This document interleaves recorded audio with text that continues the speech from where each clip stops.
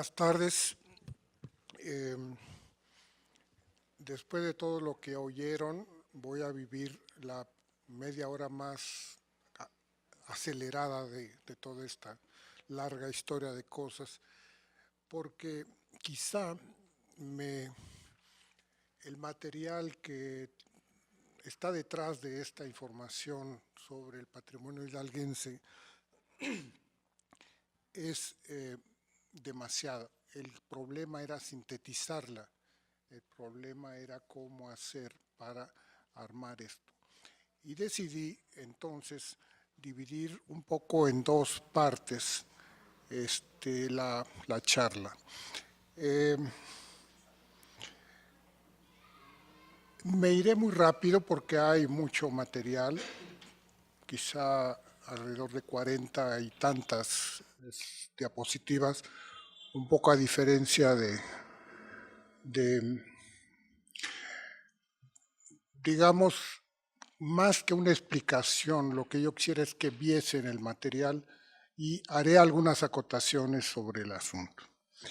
Bueno, se trata pues, decidí llamarle registros por no llamarle datos territoriales, porque es más amplio, en mi opinión, el sentido que tiene el término, datos históricos y datos ambientales. Fundamentalmente hay aquí una historia. ¿Podemos pasar a la siguiente, por favor? ¿Dónde le hago? ¿Aquí? Sí. Ahí está. Léanlo ustedes y yo se los comento. En realidad, lo que me interesa es el patrimonio cultural hidalguense. Lo que me interesa es cómo es famoso esta entidad federativa por sus conventos principalmente, y lo que me interesa es una larga estrategia de conservación, de restauración, de usos inadecuados y adecuados que tiene el patrimonio hidalguense. En buena parte,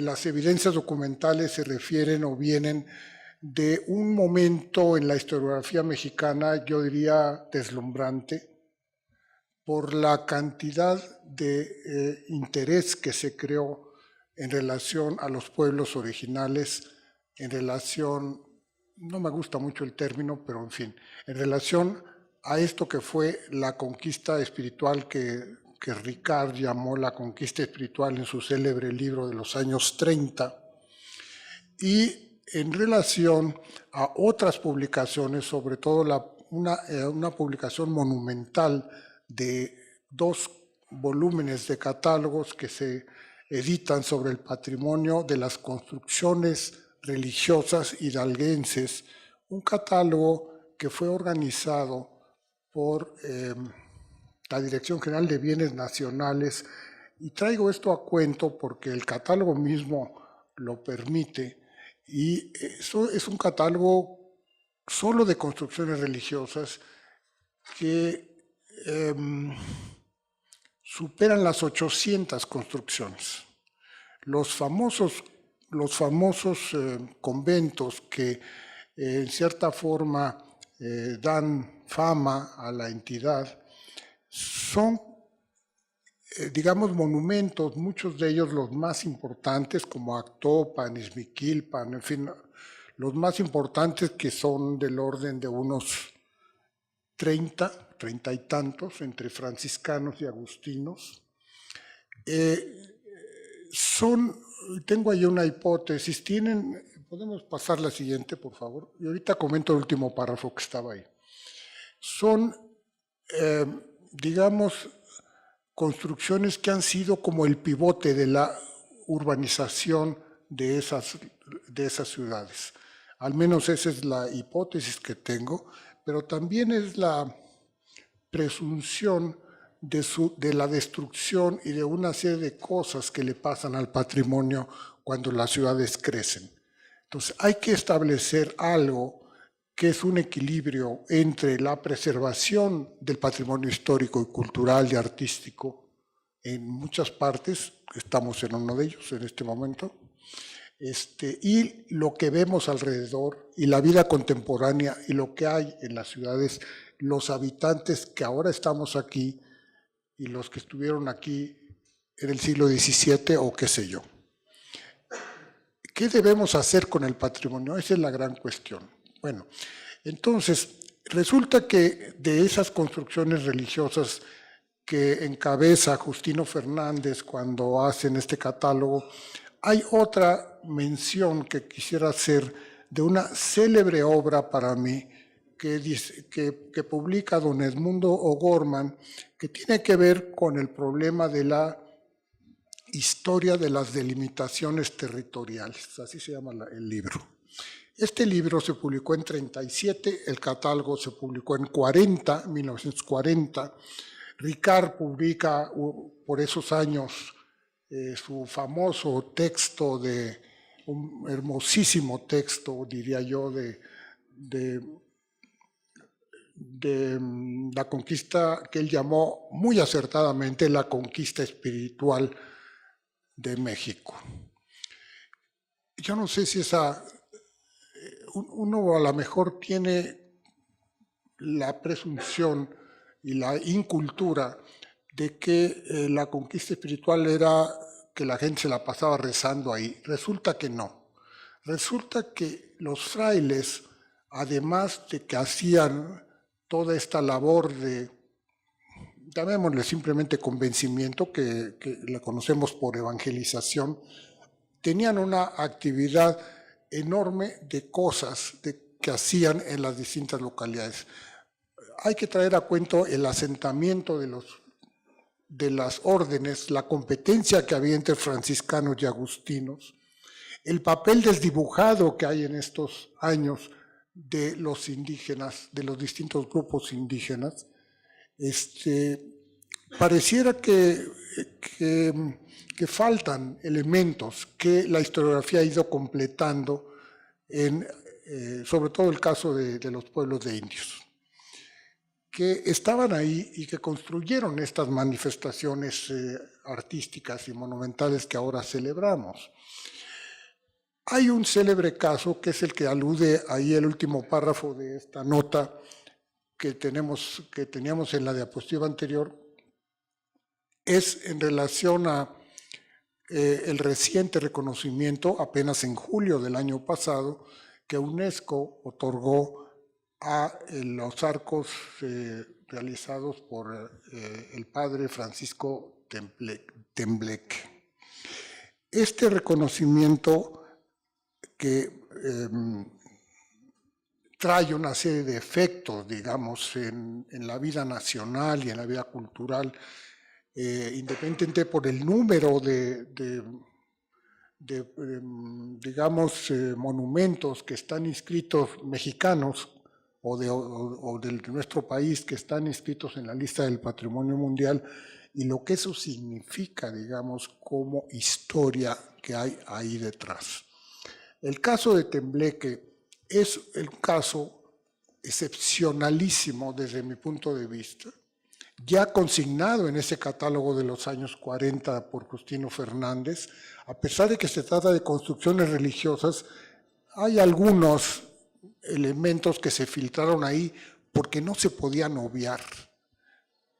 Un monumento como es este acueducto, que ahora se lo pelean un poco entre el Estado de Hidalgo y el Estado de México. En ese momento, por eso traigo a cuento lo de las jurisdicciones, porque resulta que es otra forma de dividir el terreno. Hay tres formas de dividir el territorio históricas muy reconocidas: la virreinal, que es en relación con las intendencias, distritos, delegaciones, subdelegaciones. Esto que hablaba Dorothy y se hablaba por los colegas en la mañana en relación con los problemas de organización política de los pueblos de indios o de los corregidores españoles y tal. También los frailes tenían su propia organización. También los frailes se reúnan en lo que llamaban los capítulos, que eran especies de asambleas, para votar, para elegirse, para decidir la estrategia que, por ejemplo, Ricard llamaba de penetración, en qué zonas deberían de penetrar, a qué pueblos y demás. El estado de Hidalgo actual corresponde con la Intendencia de México, una intendencia que en el libro de Dorothy plantea, voy a mostrar a una diapositiva más adelante, es la intendencia más grande y más poblada.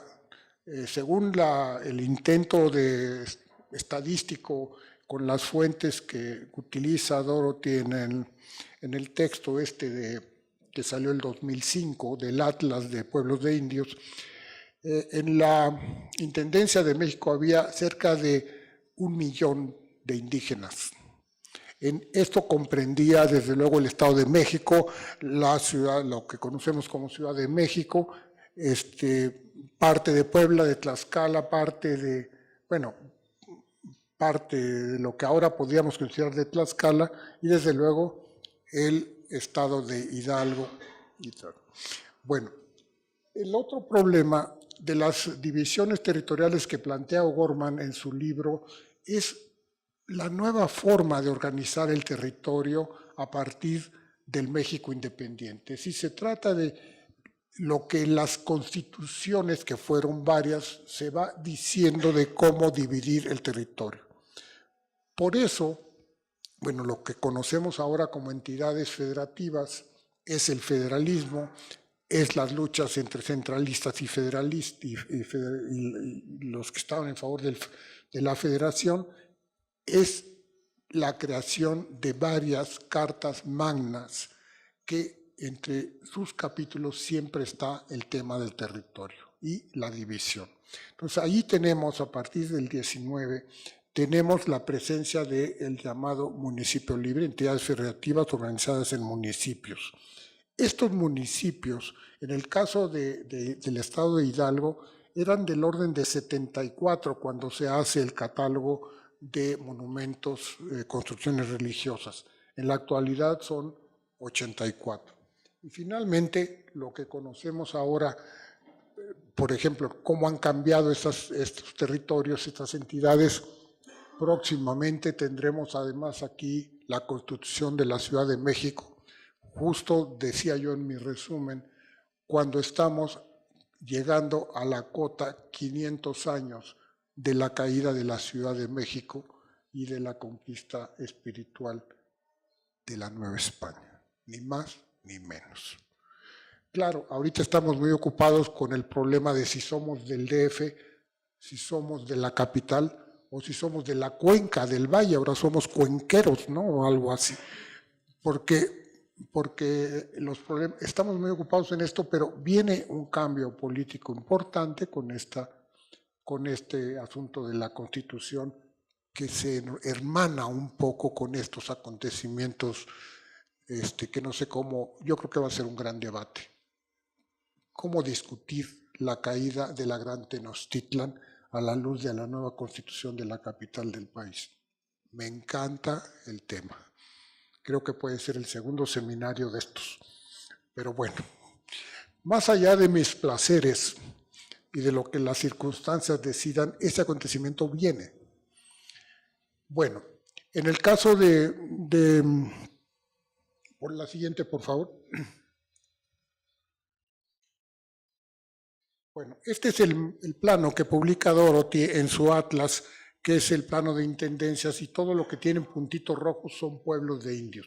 El libro, como ya lo debieron quizá mencionar en la mañana, reúne 4.600 y tantos pueblos de indios identificados con una metodología interesantísima desde mi punto de vista, innovadora, porque es la correlación de datos históricos con el, digamos, sistema y el rigor de INEGI en relación con situar estas.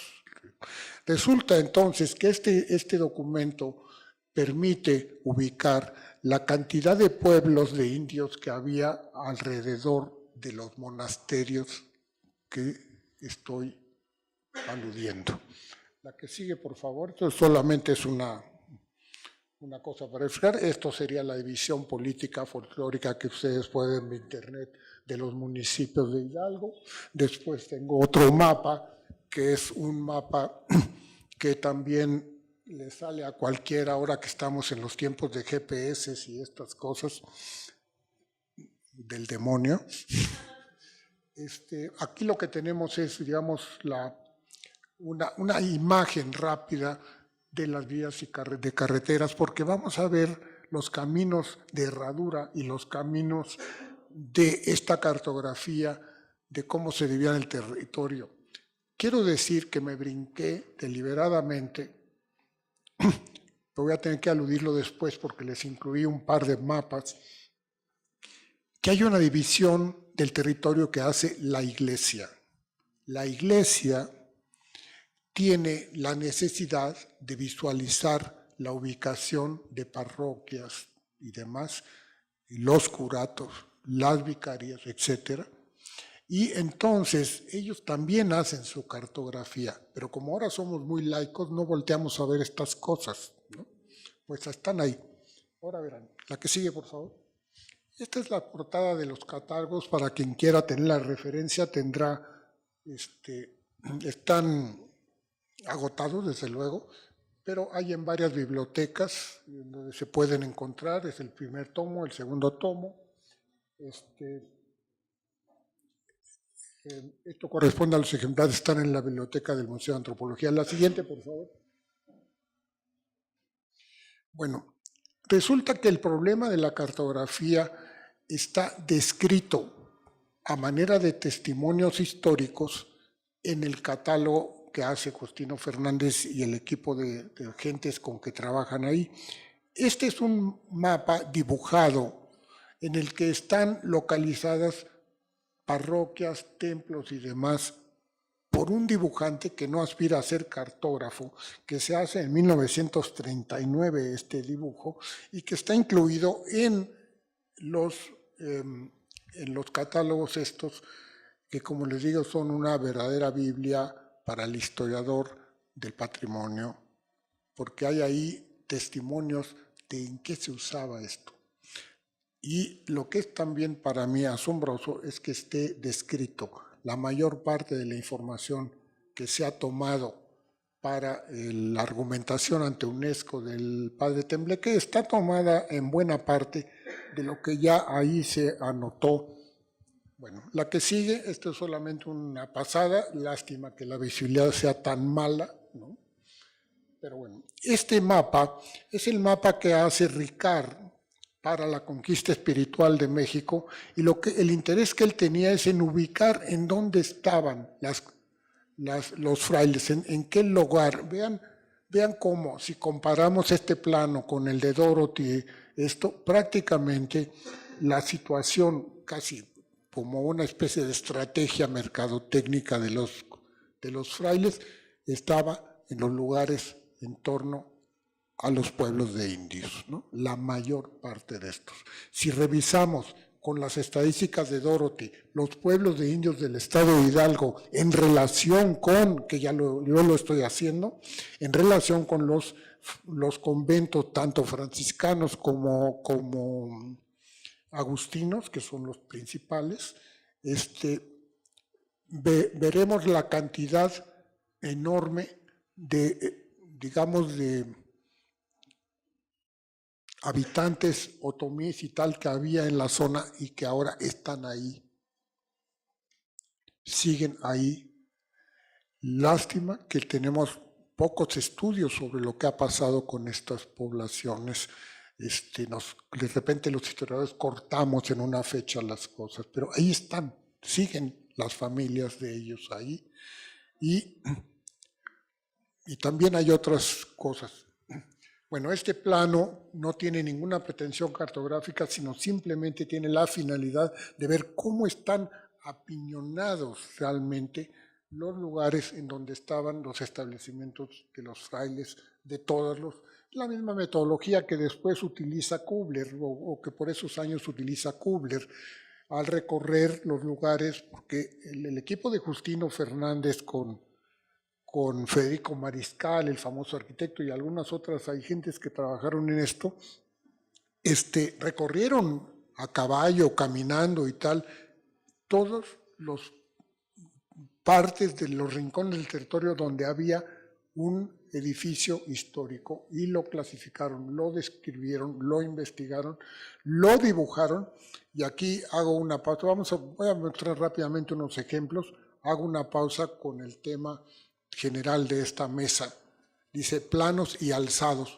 No tengo ningún alzado, no hay alzados.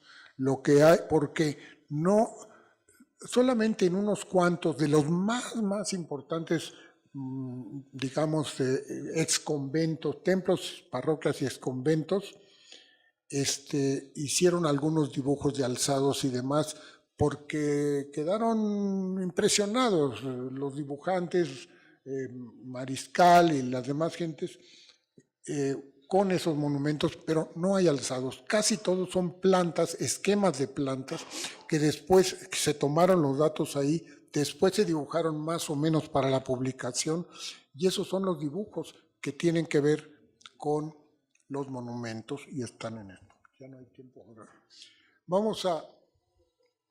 Ahora les propongo una cosa. Me quedan 5 minutos y más o menos unas 35 diapositivas. ¿Por qué no las vemos?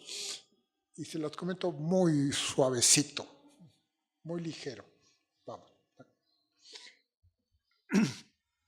Este es un detalle donde están los nombres que me interesan de la zona es la zona de Teotihuacán, de Acolman, del Estado de México, del Estado de Hidalgo, donde están todos estos monumentos y desde luego donde son los establecimientos de las órdenes. Este mapa es un mapa, lamento la visibilidad, pero es un mapa de los que yo les hablaba que fue hecho cuando Tulancingo se convierte en, como cabecera, es el obispado. Entonces, este mapa tiene señalados las parroquias, todas las parroquias del obispado para el control, obviamente, de la jerarquía de la iglesia y de la ubicación. Entonces, lo que aquí tenemos es un mapa, un plano dibujado, anónimo, este mapa está en alta definición, les digo, procede de la Mapoteca Orozco y Berra, y les muestro, y aquí está en esta lista, créanmelo porque no lo van a poder leer, los nombres de todas las parroquias. Y está quizá la que yo tomo como ejemplo más importante, que es la de Zempoala, ahorita verán por qué. El que sigue es un mapa similar, pero de Oaxaca. Aquí la complicación es monumental, la cantidad de construcciones, digamos, que hay, y de pueblos indígenas, pueblos de indios en esta zona, y de municipios, creo que rebasan la cifra de los 500. No, los oaxaqueños no se miden ni con esto ni con el mole, pero véanlo. Entonces es un mapa del obispado de Oaxaca, que es hermoso desde el punto de vista de la información que tiene. Es un mapa con... Ahí se los platico en la próxima vez que nos veamos. Lo que sigue. La que sigue, por favor. Este es un ejemplo, que ustedes lo pueden ver en cualquier lado, de algunos de los monumentos al que me estoy refiriendo. La que sigue, por favor.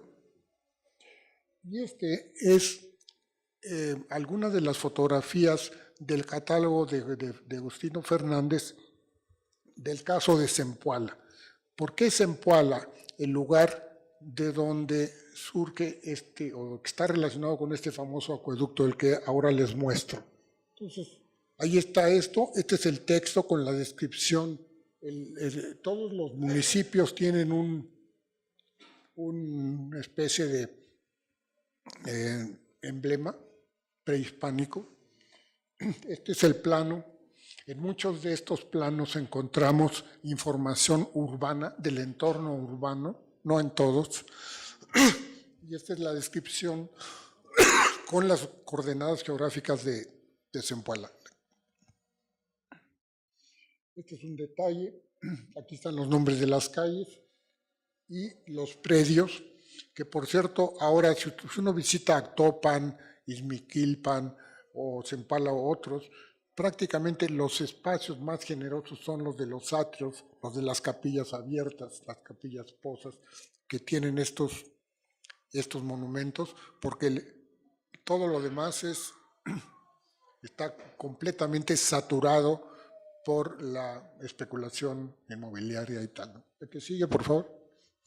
Ese es un detalle de la planta, del tipo de dibujo que hicieron para cada inmueble. La que sigue, por favor. Algunas fotografías de esa época que muestran el estado, digamos, de deterioro que tenían los inmuebles. Es una parte deficiente, y lo dice Justino Fernández, la parte fotográfica.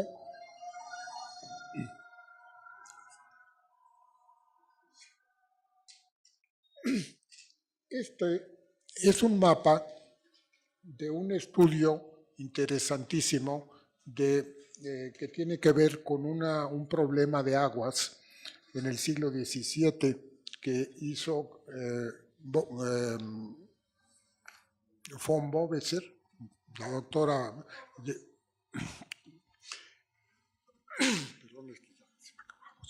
Entonces, pero es un tipo de historiografía sobre el problema de lo que representa el agua como el principal problema ambiental, diría yo, el principal. ¿Por qué estaban los pueblos indígenas donde estaban? Por el agua, principalmente. ¿Por qué fueron los monjes ahí detrás de la evangelización? Por esto. Pero había pueblos que no tenían agua. Bueno, esto es solo un ejemplo de esto. La que sigue, por favor. Este es parte del asunto de Zempoala.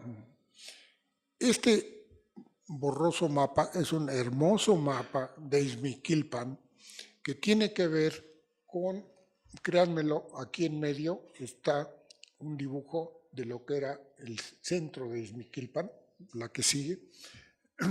Y esto es algo de lo que encierran, algo de lo, bueno, es solamente un grano salis que quise mostrarles de la riqueza artística que encierran estos monumentos. Esto corresponde a Izmiquilpan, es llamativo por la policromía. En cambio, los otros conventos, por ejemplo, los agustinos, casi son en blanco y negro, tienen esas tonalidades como un poco como las diapositivas que pasó Dorothy en la mañana, o sea, sin blanco y negro. La que sigue, por favor. Y aquí empieza una información del acueducto. El acueducto es una obra monumental de 43 kilómetros, de 44, no sé cuántos kilómetros, que tiene alturas, arcos enormes. Básicamente, resulta que hay un cerro, que es ese cerro que está mencionado ahí del Tecajete, del cual hay unos ojos de agua, sale de ahí el agua, hay un ramal que va a Zempoala, que es del orden de 5 kilómetros, y luego hay un ramal que se va hasta Otumba, que no tenía agua. A cambio de esto, los de Zempoala obtuvieran frailes franciscanos que les dijeran misa y les hablaran al oído de las bondades de esto, ¿no? Y ellos le llevaron el agua. La obra la hace Francisco Tembleque en 17 años. Vamos a ver entonces una serie de diapositivas que tienen que ver con, lástima la visibilidad, ni se las muestro, pero son diapositivas que tienen que ver con la ubicación de los poblados actual, son de Google, que es otra cartografía nada despreciable y muy útil. Y está, digamos, la división política entre el Estado de México hacia acá y del Estado de Hidalgo y los pueblos, los lugares. La que sigue, tengo 5 o 6 de estas. La que sigue, perdón, la anterior, esta. Esta es una de las arcadas monumentales que esto tiene, y este es uno de los mapas que se hacen según el protocolo de UNESCO en relación a cómo identificar geográficamente el bien que se va a imponer en la lista del patrimonio mundial. Hay, digamos, un trazo aquí del acueducto y hay una zona de protección que es una zona de amortiguamiento. Tengo la impresión que el destino me alcanzó y el reloj se acaba de detener. Les pido un minuto, nada más para que vean lo que sigue. Nada más véanlo. Nada más véanlo. Están los textos, están los límites, es una información hermosa. La directora general del INAH y un equipo de gentes presentó en septiembre de 2013 ya el proyecto. El proyecto tardó varios años en construirse, la función de la historia para hacer un documento como este que se presenta a UNESCO y en los protocolos de UNESCO es formidable el trabajo que hay que hacer, apasionante. Y esta es la obra de estas hermosas fotografías de este lugar. Realmente es el único acueducto que tiene toda una influencia renacentista, compite con, bueno, no compite, sino es del tamaño de acueductos romanos y de otros acueductos en el mundo. Y sobre todo lo que hay detrás de esto es que la dimensión, el vínculo que hay entre la cuestión. Estos son algunos mapas de estos, digamos, que cómo llegaba el agua a Zempoala, cómo se ramificaba el agua. Es un enfoque de la historia ambiental muy hermoso, muy entusiasmante, digno de estudiarse. Habrá mucha información disponible sobre esto, así es que estas son algunas otras cosas que voy a explicar de la posición de los pueblos y de esto que pasa. Vean nada más esto y digan lo que ustedes quieran. El número de arcos, la altura, el conocimiento de este señor que no era ingeniero, que no estudió en la UAM ni nada y hace este monumento. Realmente es maravilloso, sin conocimiento, sin ser ingeniero. Estaba loco, seguramente, pero tenía un sentido de que quería llevarle el agua a Otumba, impresionante. Estos son algunos otros problemas, esto creo que es la última o penúltima. Muchas gracias.